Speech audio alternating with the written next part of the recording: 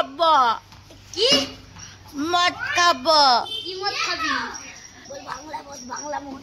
গামলা মদ। গামলা মদ? হ্যাঁ। আচ্ছা কি দিয়ে খাবি?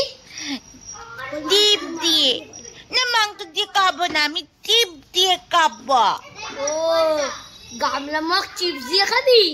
চল তোকে গামলা মগে ভর্তি করে মদ খাইয়েছি চল।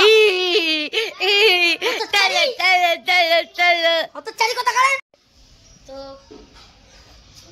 কি গো কি হলো? দিন ধরে দেখছি তোমার মাথার খুব ব্যথা করছে, চলো তোমাকে এমআরআই করিয়ে নিয়ে আসি।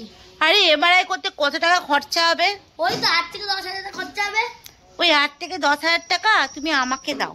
কেন, তুমি কি করবা?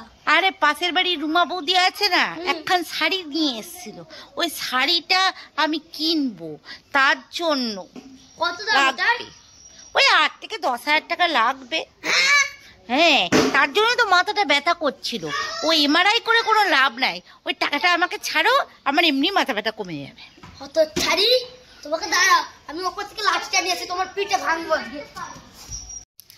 चालाक में बन नहीं पाती हूँ, भोले में हूँ नहीं, फिर किस कैटेगरी के हूँ मैं? तू पागल है, पागल कैटेगरी के है।